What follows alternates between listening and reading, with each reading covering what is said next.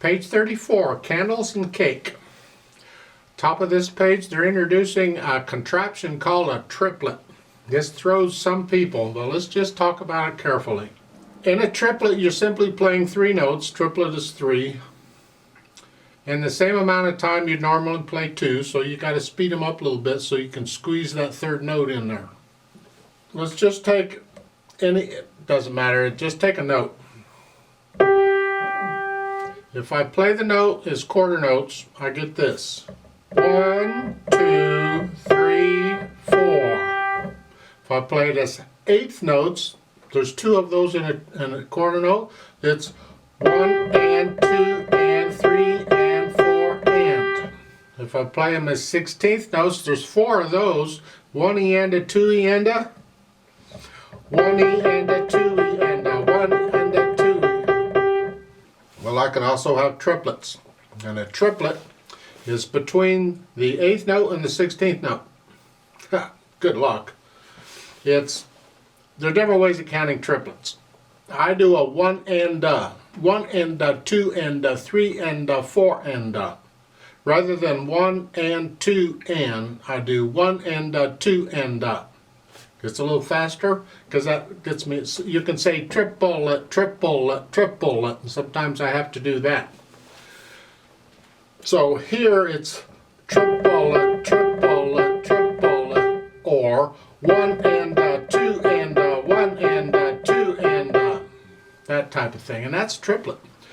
Piano players have to be able to go back and forth between duple and triple counting all the time. Duple is just 8 notes, 1 and 2. Triplet, triple, 1 and a, 2 and a. So you go 1 and 2 and 3 and a, 4 and a, 1 and 2 and 3 and a, 4 and a. We get it a lot in piano music, so you'll get it after a while. I've noticed in band other instruments don't get it that often and they struggle with triplets. They'll either play them, that's not a triplet, or they'll go something.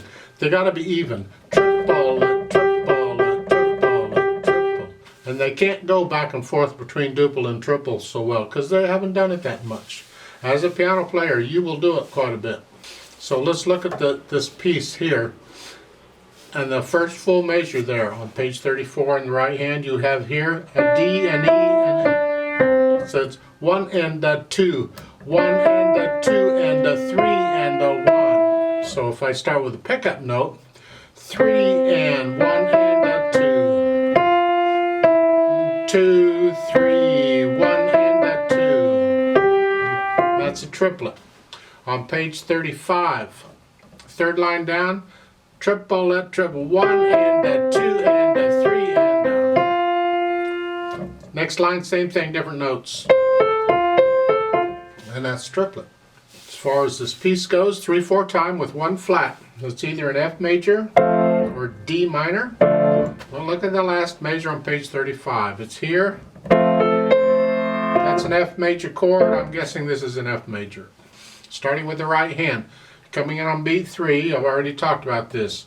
3 and 1 and a 2 and 3 and 1. It's 2nd line, 2nd measure. You're here. Then reach up an octave here. And then collapse. Connect these notes. And then cross over. And then they say lift. I'll come back to the lift part in a minute. Let's just get the notes first. 4th finger, just reach up.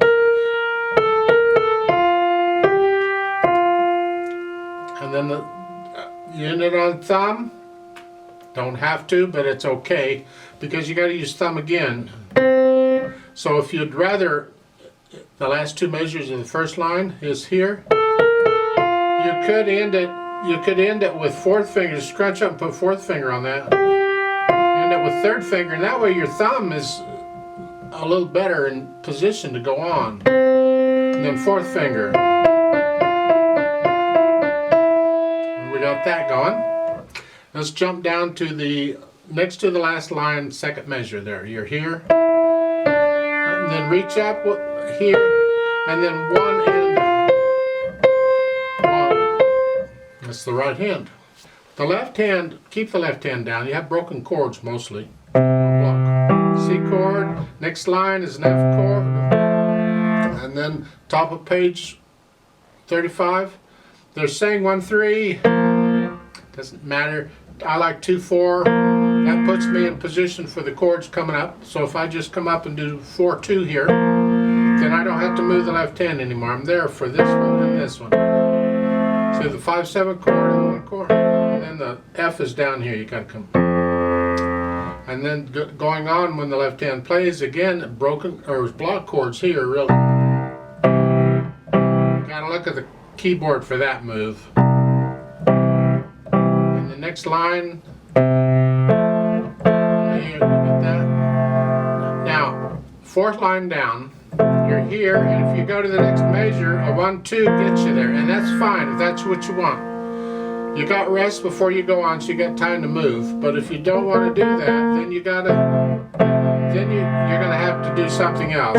If you're going to do that, I recommend go ahead and use 4-2, because I can pivot on that note and come up here and do that. Here, and then I'm in position for the rest of the piece until the last measure. The last note is treble clef up here. Put them together. 1 and the 2.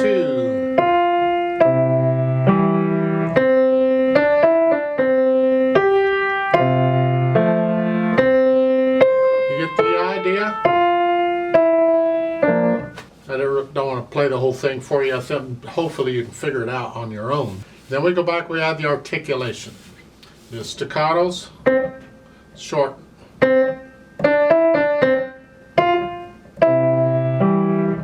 See the down up there?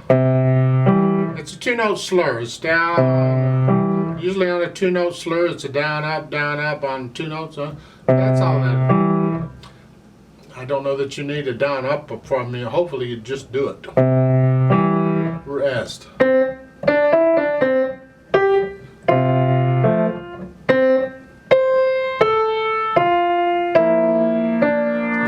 You hang on to that a little longer. When I play with a metronome, I'll just double the value of the quarter note. I'll hang on to that for 2 counts. The left hand, I'll just hang on to however long I got to keep the hands together, And then you go on. They have a lift. There's silence between the D and the B flat. Don't connect them. Here, when I'm figuring out fingering, I connect them because I play everything legato pretty much. But when you add the articulation, now you're not going to connect it anymore. Here, the lift up. And here it's staccato on the left hand, but not the right. And that's not staccato.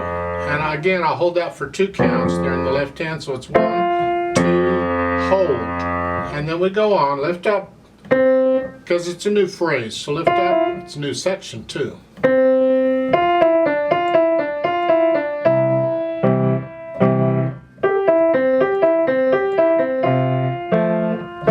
Pretty legato in here. You down to the 4th line, last measure, you're here. I'm going to hold that 1 extra count and then lift up before you go on, and this is not staccato here. This, you're going to connect this. This is staccato, and then here. And that's staccato. There. Just boop. So you can boop on the other. Okay. Dynamics, they're saying moderately loud at the beginning. That's the melody. You decide what moderately loud is, whatever it is. And they have a decrescendo there. Well, that's really for the left hand because you can't do anything in the right hand. So it's the first note will be a little louder than the second. Well, it's going to do that anyway. But then you're still moderately loud here. See that decrescendo, I think they're putting that in there more for the 2-note slur. So I think you can ignore that decrescendo. I mean, the first beat of a measure is a natural accent anyway, so it's going to be a little louder than the second beat. So the last line, or second line there on 34. But I'd still stay at moderately loud here, and then you're going to get louder. And you're going up to loud. That's the right hand. So it's, don't get loud until that note. And stay loud. Now you come down to moderately soft. So moderately loud, moderately soft. And that's the right hand. Keep the left hand under that. And going on, you're moderately loud on the variation. The left hand needs to be soft.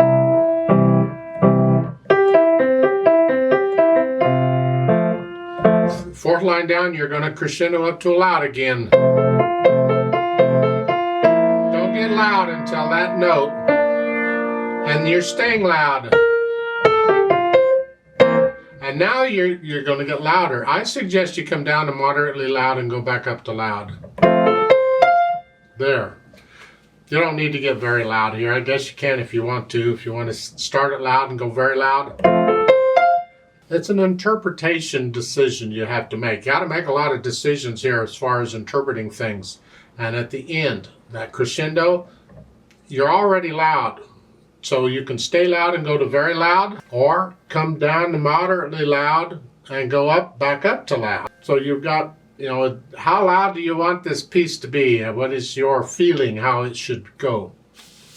Depends on how many glasses of wine I've had. You know how it is. Okay, never mind. Tempo-wise, it says bright. Well, this is the happy birthday song.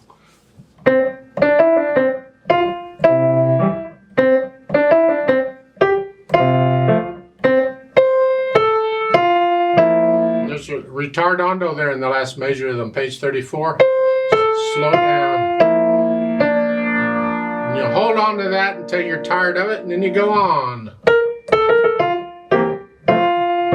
Hold on to that, and then the variation of that is the same speed.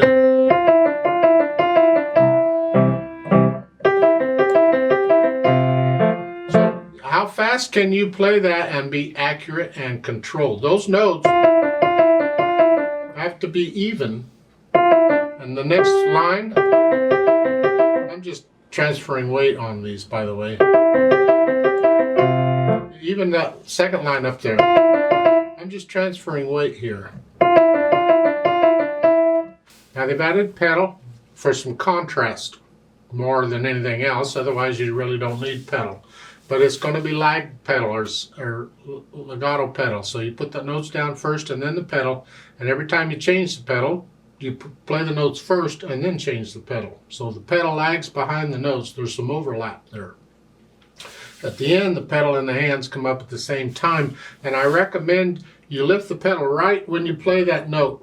The last note there at the bottom. So you get a staccato. It's got a fermata. Well, that's kind of silly. A fermata on a staccato? Really? I suggest you ignore the fermata and just lift the pedal up with a staccato note right there. Because if you lift that up but keep the pedal down for the fermata, it's not staccato. You do the technique of staccato, but you don't get the sound. That's another decision you have to make as far as interpretation goes. So the pedal comes in, the last measure, the second line there on 35 here. I'm going to push the notes down first and then the pedal. And leave it down. And when I change it, I'm going to play the notes first, then change the pedal.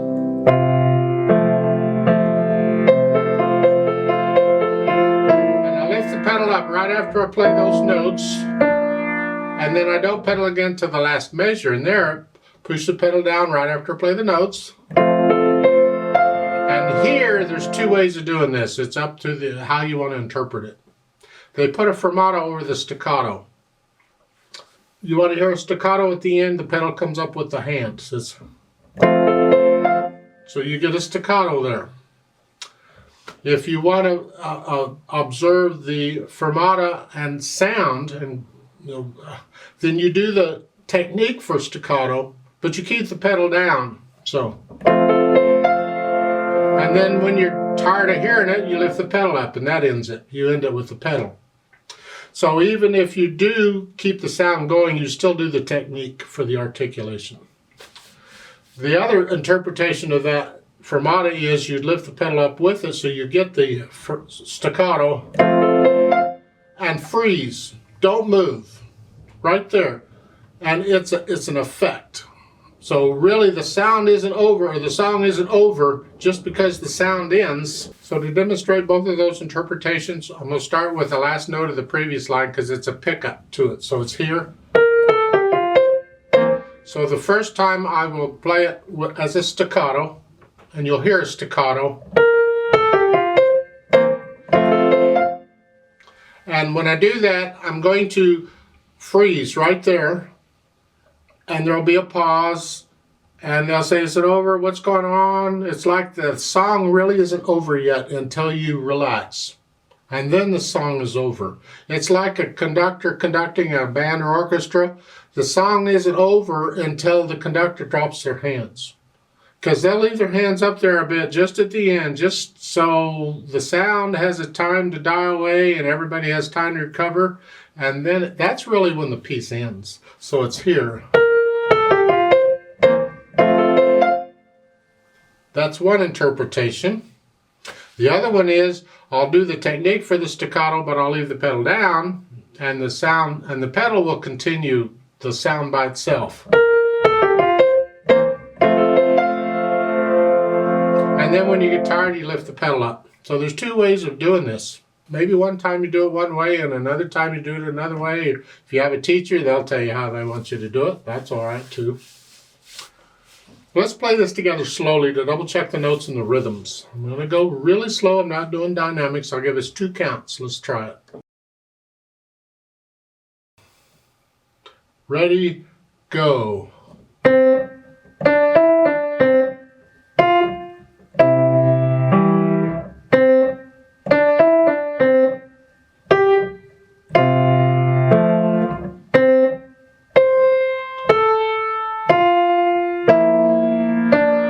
Hold.